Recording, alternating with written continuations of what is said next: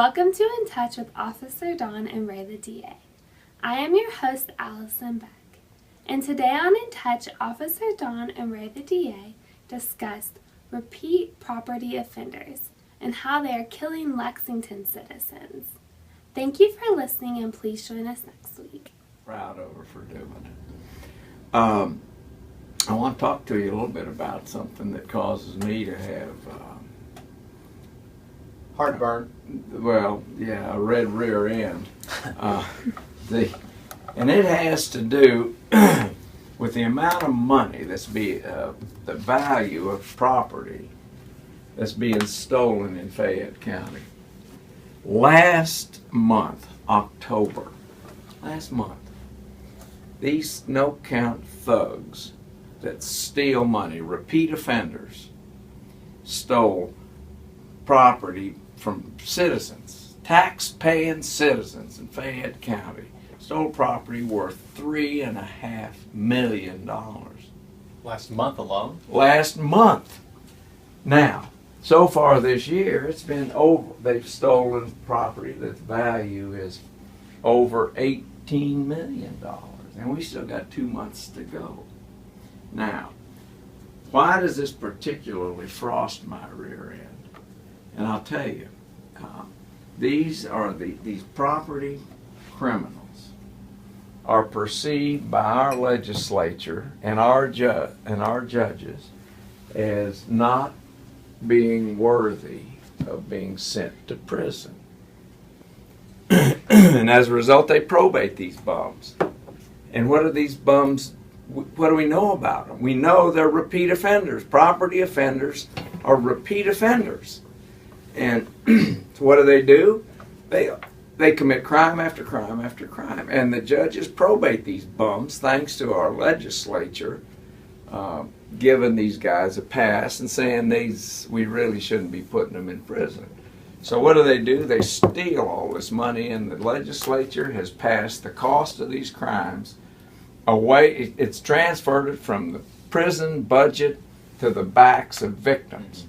I mean, they've just shifted the responsibility from the prison system to new criminals. And so, it's very frustrating to me because people are fed up with it and they don't know what to do. Well, I'll tell you what to do. Learn who your legislator is and ask them about it, and they don't do what you want, vote for somebody else.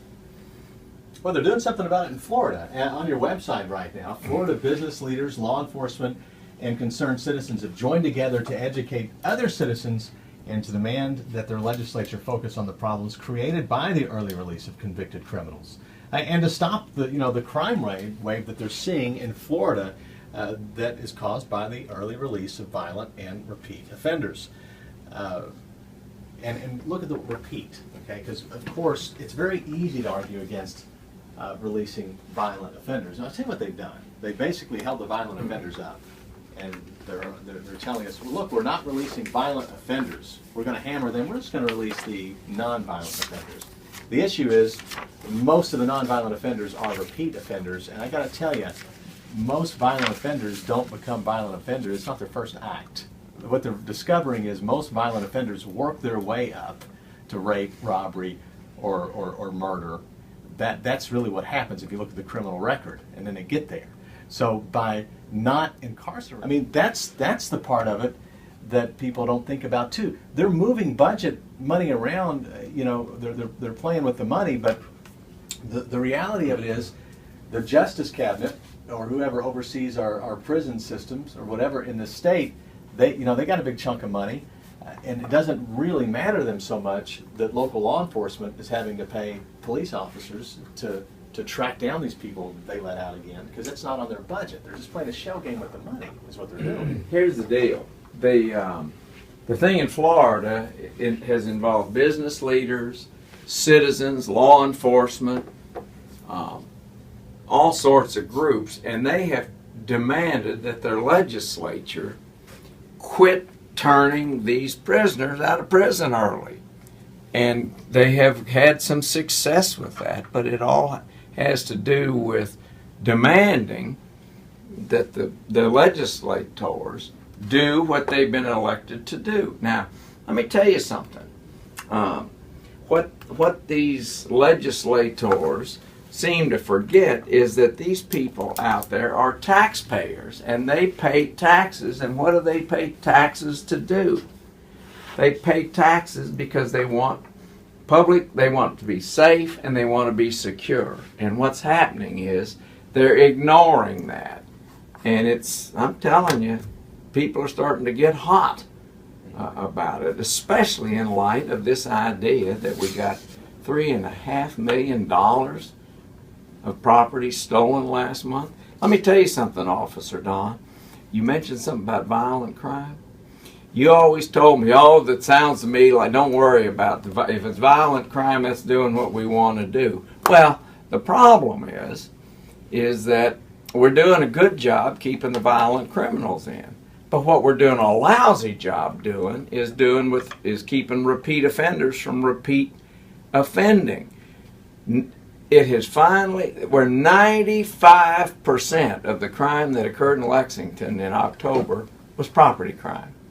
The ones for which the legislature says they need to be put on the streets on probation. And the judges are doing what the legislature says.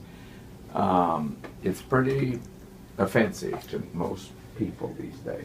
And as we've discussed before, you have to look at how they categorize violent crime. Most people would think that if someone breaks into your home in the middle of the night while you're upstairs asleep and starts stealing things, and then that's violent. But the reality of it is, well, the way things are set up with our laws, that's not considered violent in Kentucky. Most people would think that if I shoot at you with a gun, that's violent. That's a violent crime. But that's not considered violent in Kentucky. Most people don't even try to run over you with a car.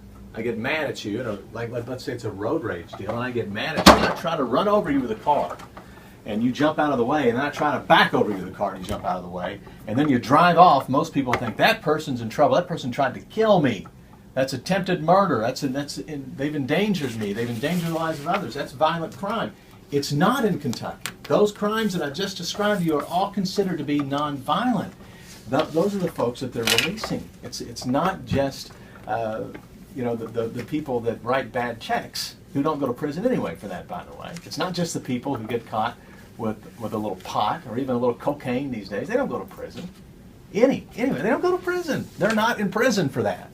Now, where they trick you is most of the people that are breaking into your homes, most of the people that are committing violent crimes, they do have links with drugs. Guess what? And yeah, maybe they've got a couple, part of why they're there has to do with the drugs, but the reality of it is it's not why they're there. It's because they've committed other crimes. So these drug offenders that they're letting out have most often committed other crimes. They wouldn't be there in the first place. Well, I hate to tell you this, but first-time offenders in Kentucky never go to prison. They don't. If you're a property criminal, you almost never go to prison. I mean, we check out these persistent felony offenders. We've prosecuted over 6,000 of those guys since 1997, and guess what? They have about 61,000 criminal convictions on their records. That's 14.2 each, and these bums are still on the street. Well, look at it like this: if they did, if they let you do your job, and they let the police do their job, then we all wouldn't have jobs. Well, that's BS. Well, I'm just saying. That's a letting them out's at least job security for prosecutors. What a wimpy attitude you got. You used to be a policeman. What happened to you? I'm just saying. We'll see you next week on In Touch.